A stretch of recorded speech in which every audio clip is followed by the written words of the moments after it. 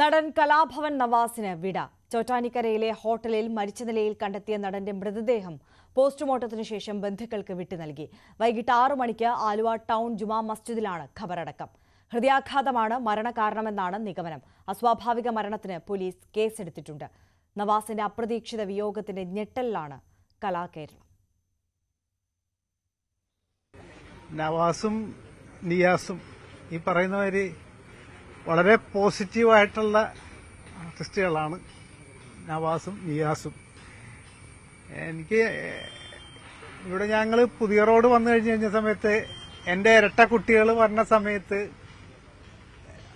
വൈഫും ഇവിടെയും കൂടി എൻ്റെ വീട്ടിലേക്ക് വന്ന കാര്യങ്ങൾ ഇപ്പോഴും അന്ന് തുടങ്ങി ഇന്ന് വരെ അത്രയും സ്നേഹമുള്ള മനുഷ്യരാണ് നവാസും അതെ, നിയാസും അതെ, ആ കുടുംബം അതെ. വേദിക്കാനായിട്ട് പറ്റണല്ലോ, വേറെ വഴികളെത്താൻ ചെയ്യേണ്ടത് അറിയില്ല.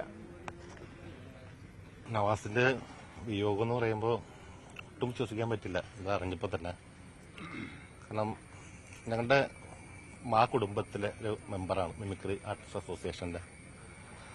മാത്രമല്ല ഞാനായിട്ടുള്ള പരിചയം എന്ന് പറഞ്ഞാൽ ഞങ്ങളുടെ സുഹൃത്തുക്കൾ ഇപ്പോൾ എൻ്റെ ഒപ്പം രഘുവുണ്ട്, രാജീവുണ്ട്. വർഷങ്ങളായിട്ടുള്ള പരിചയമാണ് നവാസായിട്ട്. നവാസ് വടക്കാഞ്ചേരിയിൽ നിന്ന് അവിടുന്ന് വീടെല്ലാം വിറ്റ് വന്ന് താമസിക്കുന്നത് ആലുവയിലാണ് ഇപ്പോൾ. അപ്പം എന്നോട് പറഞ്ഞു, മാട്ടിൻ ചേട്ടാ ഞാൻ മാട്ടിച്ചേട്ടൻ്റെ വീടിൻ്റെ അടുത്താണ് താമസിക്കാൻ വരുന്നതെന്ന് പറഞ്ഞ്. അങ്ങനെ വളരെ സന്തോഷമായിട്ടുള്ള ഇതായിരുന്നു. ഞങ്ങൾ ഒരുപാട് ഷോസൊക്കെ ചെയ്തിട്ടുണ്ട്. ഇപ്പം ഈ ഓണത്തിന് ആള് UK പോകാനിരിക്കുകയായിരുന്നു. അവിടെ ഓണ പ്രോഗ്രാം അതും എൻ്റെ അടുത്ത് പറഞ്ഞിരുന്നു. അപ്പോൾ ഓൾ ദി ബെസ്റ്റ് പറഞ്ഞു. വല്ലാത്തൊരു വിയോഗം തന്നെയാണ്. നവമി ദിനേശ് കൂടുതൽ വിവരങ്ങളുമായി നമുക്കൊപ്പം ചേരുകയാണ്. നവമി, സിനിമയിലും സീരിയലിലും വേദികളിലുമൊക്കെയായി കഴിഞ്ഞ 3 പതിറ്റാണ്ടുകളായി നിറഞ്ഞു നിന്ന അതുല്യ കലാകാരന് വളരെ വേദനയോടെ വിട നൽകുകയാണ് കലാകേരളം. പൊതുദർശനം പുരോഗമിക്കുകയാണോ? മറ്റ് വിവരങ്ങൾ.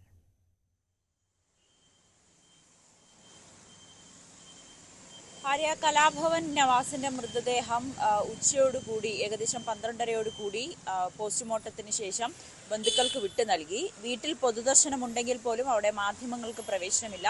അദ്ദേഹത്തിന്റെ അടുത്ത ബന്ധുക്കൾക്കും ഒപ്പം സുഹൃത്തുക്കൾക്കും കാണുന്നതിനു വേണ്ടി മാത്രമായിരിക്കും ഒരു പൊതുദർശനം പോലെ വീട്ടിനുള്ളിലായിരിക്കും അത് നടക്കുക. അവിടെ മാധ്യമങ്ങളെ അനുവദിക്കില്ല എന്ന് തന്നെ കുടുംബം പറഞ്ഞിട്ടുണ്ട്. അതിനുശേഷം 4 മണിയോടുകൂടി മൃതദേഹം ഖബറടക്കത്തിന് വേണ്ടി ആലുവയിലെ ജുമാ മസ്ജിദിലേക്ക് കൊണ്ടുപോകും. അവിടെ വെച്ച് ഒരു 2 മണിക്കൂർ ആളുകൾക്ക് മറ്റ് നാട്ടുകാർക്കുമൊക്കെ കാണുന്നതിന് വേണ്ടിയിട്ടുള്ള ഒരു ചെറിയ പൊതുദർശനം സംഘടിപ്പിച്ചിട്ടുണ്ട്.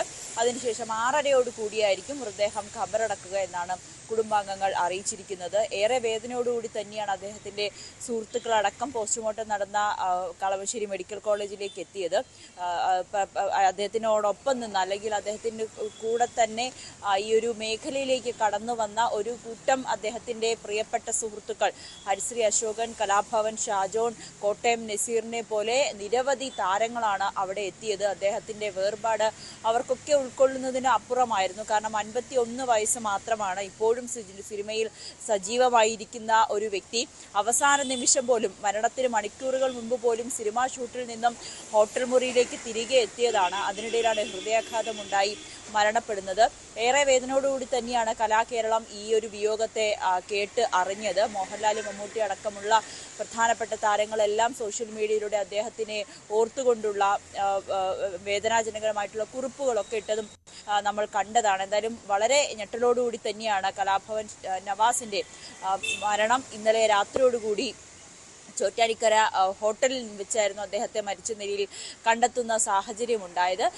എന്തായാലും അങ്ങനെ ആ രീതിയിലായിരിക്കും പൊതുദർശനം. വലിയ രീതിയിലുള്ളൊരു പൊതുദർശനം ഉണ്ടാകില്ല എന്ന് തന്നെ കുടുംബം നേരത്തെ അറിയിച്ചിരുന്നു. കാരണം അവരുടെ മതാചാരപ്രകാരമായിട്ടുള്ള ചടങ്ങുകളും കാര്യങ്ങളും ഒക്കെ ഉള്ളതിനാലാണ് വലിയ രീതിയിലുള്ളൊരു പൊതുദർശനമൊന്നും ഉണ്ടാകാത്തത്. കുടുംബത്തിൻ്റെയും ആവശ്യം ആ രീതിയിലേക്ക് തന്നെയാണ്.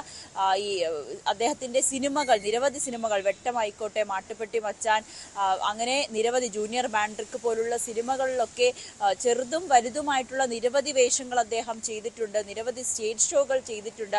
അതെല്ലാം അതിൻ്റെയൊക്കെ തമാശകൾ ഇപ്പോഴും നമ്മളൊക്കെ ഓർത്തോർത്തും കണ്ടുമൊക്കെ പൊട്ടിച്ചിരിക്കുന്ന സാഹചര്യമാണ്.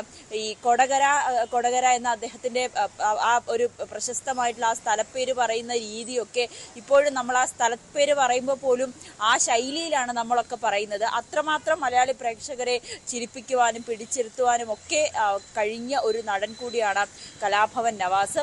അതിനപ്പുറത്തേക്ക് നല്ലൊരു മനുഷ്യസ്നേഹി, ഒപ്പം സുഹൃത്തുക്കളെ ഒക്കെ എപ്പോഴും ചേർത്ത് നിർത്തുന്ന സാധാരണക്കാരനായി തന്നെയാണ് ഈ സിനിമയിലും ഇത്രയും പ്രശസ്തിയും ഒക്കെ നേടിയിട്ടും അദ്ദേഹത്തിന്റെ പെരുമാറ്റവും ആളുകളോടുള്ള ഇടപഴകലും എല്ലാം. അതുകൊണ്ട് തന്നെയാണ് അദ്ദേഹത്തിന്റെ വേദനയെ കുടുംബത്തിലെ ഒരു അംഗത്തിന്റെ വേർപാട് പോലെ മലയാളി പ്രേക്ഷകർ എല്ലാവരും തന്നെ ആ ഒരു വേദനയോടുകൂടി ആ ഒരു വിയോഗത്തെ കേട്ടറിഞ്ഞതും അദ്ദേഹത്തിനെ ഓർത്തെടുക്കുന്നതും ആ രീതിയിൽ തന്നെയാണ്. ഇന്നലെ രാത്രിയോടുകൂടി തന്നെ അദ്ദേഹത്തിന്റെ അടുത്ത സുഹൃത്തുക്കളും സിനിമാ പ്രവർത്തകരും എല്ലാം ആശുപത്രിയിൽ ഓടിയെത്തുകയും അദ്ദേഹത്തിന്റെ ഈ കുടുംബത്തിന്റെ ദുഃഖത്തിൽ പങ്കുചേരുകയും ഒക്കെ ചെയ്തിരിക്കുന്നത്. എന്തായാലും വൈകിട്ടോടുകൂടി രാത്രിയോടുകൂടി ഈ നമ്മുടെ പ്രിയപ്പെട്ട കലാകാരൻ കലാഭവൻ നവാസ് എന്നേക്കുമായി നമ്മളിൽ നിന്നും വിട പറയും. ആര്യ. തീർച്ചയായും നവമി ദിനേശാണ് വിശദാംശങ്ങൾ പങ്കുവച്ചത്.